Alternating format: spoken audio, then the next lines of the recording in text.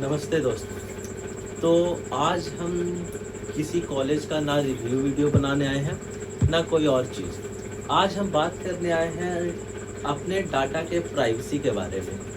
तो वो डाटा के प्राइवेसी आखिर है क्या? तो वो डाटा हमारा क्या है, जैसे कि हम कहीं ट्रैवल करने जाते हैं तो ट्रैवल करने जाने के बाद वहाँ का हम लोग पिक डालते हैं, कोई वीडियोस डालते हैं, फैमिली से रिलेटेड वीडियो डालते हैं और भी बहुत सारे चीज़ें। तो जो ये सारी चीज़ें हम डाल रहे हैं अपने सोशल मीडिया पे, तो एक प्राइवेसी चीज़ होती है।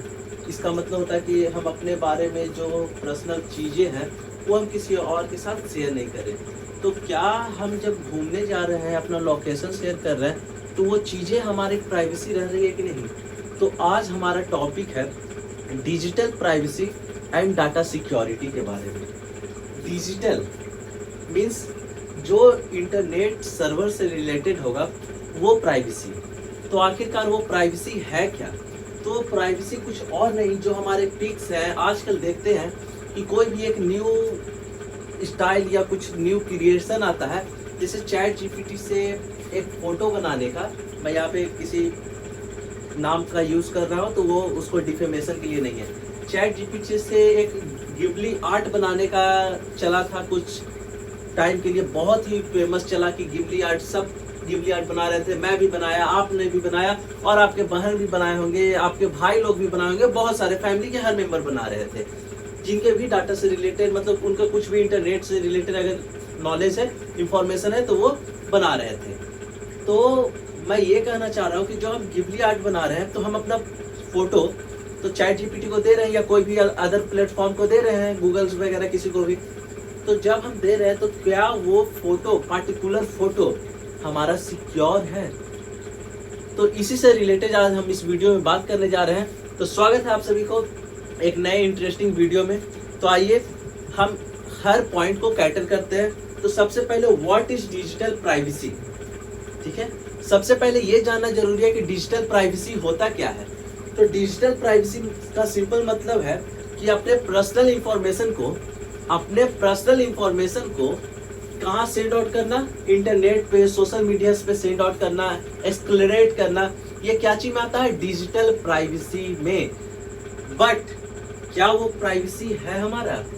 क्या जो हमारा फोन दिखाता है कि ये चीज प्राइवेट रखना चाहते हैं, जब फेसबुक अकाउंट हम प्राइवेट रखना चाहते हैं, लेकिन अगर कोई सर्च करता है फेसबुक पे तो वो प्रोफाइल हमारा दिखाता है, बट वो प्रोफाइल लॉक्ड होता है, कोई स्क्रीनशॉट नहीं ले सकता। बट एक कैमरा से तो उसका फोटो लिया जा सकता है। तो क्या वो प्राइवेट है कि नहीं? तो डिजिटल प्राइवेसी क्या होता है वो हमने बता दिया। जैसे कि अपना फोन नंबर या फोटोज वगैरह जो भी हम इंटरनेट पे स्टोर करते हैं, जैसे अपना फैमिली का, जैसे कि अपने फैमिली का हम स्टोर किए हुए इंफॉर्मेशन, जैसे गूगल एक अकाउंट हम बनाए हुए हैं, ठीक है। गूगल अकाउंट्स पे हम अपने पूरे फैमिली का फ़ोन नंबर स्टोर किए हुए कि अगर मेरा बाई चांस, बाई मिस्टेक कभी फ़ोन चोरी हो गया तो वो गूगल अकाउंट हम अपने नए फ़ोन में लॉगिन करेंगे, वो सारा डाटा आ जाएगा। बट जो वो गूगल पे आ रहा है, वो गूगल पे तो और भी पहले, जैसे गूगल का जो सर्वर है उस पर तो अपलोडेड है। तो बाय मिस्टेक अगर हमारा पासवर्ड लीक्ड हो गया या गूगल का हैक्ड हो गया कोई भी सर्वर, या किसी और प्लेटफॉर्म पे हमने स्टोर करके अपने डाटा रखा है और उनका प्लेटफॉर्म या मेरा डाटा ब्लैक वेब पे अपलोड हो गया, तो क्या हमारा डाटा सिक्योर रह पाएगा? क्या वो डाटा हमारे लिए सिक्योर है या फिर वो हमारे लिए हार्मफुल है? वो चीज़ आप भी सोच सकते हो। आप भी वेल नोन हो डिजिटल प्राइवेसी से, बहुत सारे केसेस आजकल डिजिटल प्राइवेसी के होते हैं, ठीक है। तो अब रिलेटेड कुछ एग्जांपल बताता हूँ। जैसे कि प्राइवेसी को सिंपल लैंग्वेज में समझने के लिए अगर अपने घर का एग्जांपल लें, जैसे कि क्वेश्चन ले लेते हैं कि एक लॉक है, ठीक है। जैसे ये दरवाजा आपको दिख रहा होगा, ठीक है, ये डोर आपको दिख रहा होगा, ठीक है। ये डोर में अभी ऐसे करके ये लॉक करके एक लॉक में जब लगा दूंगा, ठीक है, एक लॉक अगर लगा देता हूँ, ठीक है, तो लॉक लगाने में अगर इसमें मैं पासवर्ड डायल कर रहा हूँ, पासवर्ड डायल किया, यहाँ पे मान लीजिए कि एक स्क्रीन है, यहाँ डायल किया 6521 डायल कर दिया, ठीक है। वो पासवर्ड तो इसके मदरबोर्ड में स्टोर है। अगर ये किसी सर्विस का होगा तो वो सर्विस में भी स्टोर्ड होगा। होगा कि नहीं? अगर स्टोर्ड नहीं है तो यहाँ स्टोर्ड है, तो हमारा फिंगरप्रिंट, तो वो भी तो लीक हो सकता है, लीक हो सकता है कि नहीं? तो व्हाट इज डाटा सिक्योरिटी पे पहले अब आते हैं। डाटा प्राइवेसी तो हम समझ चुके हैं, लेकिन डाटा सिक्योरिटी क्या होता है सो समझते हैं। आइए समझते हैं बहुत ही अच्छे से। तो डाटा सिक्योरिटी का मतलब है अपना डाटा को हैकर्स और फ्रॉड से बचाना।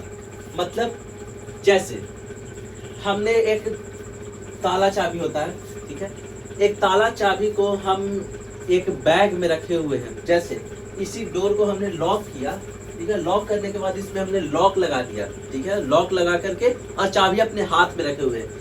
हम कहीं घूमने जा रहे हैं और चाबी हमारा पैकेट में है और पैकेट से किसी ने चोरी कर लिया, तो वो डाटा तो हमारा चोरी हो गया की के फॉर्म में, क्योंकि वो की ही ना था जो इस डोर को अनलॉक कर सकता था, ठीक है, की चोरी हो गया।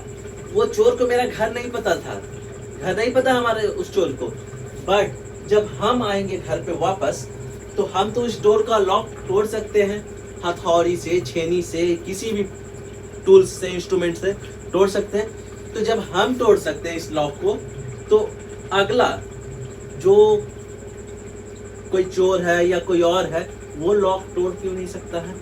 तो डाटा हमारा सिक्योर है कि नहीं, वो भी एक सवाल होता है। जैसे हम फॉरगेट पासवर्ड गिरा करके, अपना फोन नंबर गिरा करके अपना दोबारा पासवर्ड क्रिएट कर सकते हैं, तो चोर भी तो वो चीज कर सकता है। अगर फोन वो हमारा चुरा लिया, ठीक है, हमारा फोन लॉक्ड है, ये हमारा फोन मान लीजिए कि लॉक्ड है, पासवर्ड उसको नहीं पता है, पासवर्ड उसको नहीं पता है, पासवर्ड वो डाल रहा है, नहीं खुल रहा है फोन, ठीक है, फॉरगेट पासवर्ड कर करके वो अगर गूगल का भी लॉक्ड है और मेरा सिम से ही रजिस्टर है गूगल, मेरा जो सिम इस फोन में लगा हुआ, फोन चोरी हुआ तो सिम भी चोरी हो गया, तो मैं तो अर्जेंटली तुरंत अपना फोन नहीं चेक करूंगा। अगर आधा घंटा के बाद चेक कर रहा हूँ तो उस चोर के पास बहुत ज्यादा समय है क्या चीज करने का, मेरा पासवर्ड रिकवर करने का। क्या रिकवर करने का? पासवर्ड। तो पासवर्ड कैसे रिकवर करेगा? वो सिंपली एक चीज है, गूगल पे लॉगिन करेगा, मेरा नाम वगैरह कुछ दिखाएगा, नहीं दिखाएगा तो फोन नंबर डाल करके वो ईमेल ढूंढेगा, ठीक है, फॉरगेट ईमेल पे फोन नंबर डालेगा तो वो ईमेल दिखा देगा, ईमेल पे क्लिक करेगा, फोन नंबर, फॉरगेट पासवर्ड डालेगा, फोन पे ओटीपी गिरेगा, ओटीपी डाल करके वो पासवर्ड कर सकता है। फिर इस पे आएगा, फिर गूगल से लॉगिन कर लेगा फोन पे, फोन बाईपास हो गया, फोन खुल जाएगा। तो अब इसमें किसकी गलती है? फोन की गलती है, फोन का सॉफ्टवेयर का गलती है, हमारा गलती है, या उस चोर का गलती है, या गूगल का गलती है? किसका गलती है? हम किसे ब्लेम करेंगे? अगर हम किसी को ब्लेम भी करते हैं, उस पर हम फाइट भी करते हैं, अगर जीत भी जाते हैं, तो मेरा डाटा तो लॉस हो गया, मेरा डाटा तो इनसिक्योर हो गया। तो उस इनसिक्योरिटी का ब्लेम हम किस पे रख सकते हैं? वो तो मेरा रिस्पॉन्सिबिलिटी था अपने डिवाइस को पार्टिकुलरली रखने का, बट हमने गूगल पे क्यों ट्रस्ट किया? गूगल पे अपना डाटा क्यों रखा? क्योंकि गूगल हमारे डाटा को प्राइवेट रखने के लिए बोलता है, बट वो तो हमारा प्राइवेट रहा नहीं। अब जैसे हम एक रियल लाइफ एग्जांपल्स लेते हैं, जब हम लोग यूपीआई पेमेंट करते हैं, ठीक है, यूपीआई पेमेंट करें तो हम लोग क्या करते हैं, एक पिन मांगता है हमसे, ठीक है, तो सोचो अगर पिन ही ना हो तो क्या हम पैसा एक जगह से दूसरी जगह डाल सकते हैं? नहीं डाल सकते हैं। अगर रॉन्ग पिन डालेंगे तो पैसा डाल सकते हैं? बिल्कुल नहीं डाल सकते हैं। तो अगर हम करेक्ट पिन डाल रहे हैं, तो वो पिन के बाद क्या होगा? सर्वर को तो पता है कि वो पिन क्या है हमारा, सर्वर जो हमारा पिन ले रहा है उसको कैसे पता है कि ये हम सही पिन डाल रहे हैं कि नहीं? जैसे एक हमारा यूपीआई जिसपे मेरा पिन है 1111, 4 बार 1, वो पिन हम डालेंगे तभी वो सर्वर क्या करेगा, हमारा मनी को ट्रांसफर करेगा one account to another account. जब one account to another account transfer करने के लिए 11 अगर हम 4 टाइम डाल रहे हैं, तो उस सर्वर को कैसे पता है कि हमने करेक्ट पासवर्ड डाला? वो चीजें तो हमें नहीं बताएगा, बट वो सिक्योर होता है, उतना मुझे पता है कि वो सर्वर कुछ लिंक्स से मैच करता है, ठीक है, उतना। बट इसका एक गुड साइड भी है और बैड साइड भी है। क्या चीज? कि ऑनलाइन फ्रॉड्स जो होता है वो डायरेक्ट फॉर्म में नहीं होता है। ऑनलाइन फ्रॉड्स अगर हम कोई अपना पार्टिकुलर डाटा कुछ का मिसयूज करते हैं कहीं पे, जैसे सब लोग नोन है फोन से, ठीक है, मतलब गलत सेंस में मत लेना एक्सप्लेन करने के लिए, जैसे कि बहुत लोग क्रोम पे जाकर के गंदी वीडियो देखते हैं, ठीक है, उस वीडियो पे जब हम जा रहे हैं तो गूगल तो हमारा स्टोर कर रहा है इंफॉर्मेशन कि अच्छा ये व्यक्ति जो है इस ब्राउजर पे ये एक्सप्लोर करता है इस टाइम पे, हर 10 दिन पे, 15 दिन पे या 1 महीना पे या फिर डेली बेसिस पे ये इस चीज को कंज्यूम कर रहा है, इस चीज को मतलब सेक्स वीडियोस को कंज्यूम कर रहा है। तो गूगल भी हमें क्या रिकमेंड करता है, वही सारा चीज, यूट्यूब का भी वही चीज है कि रिकमेंड करेगा।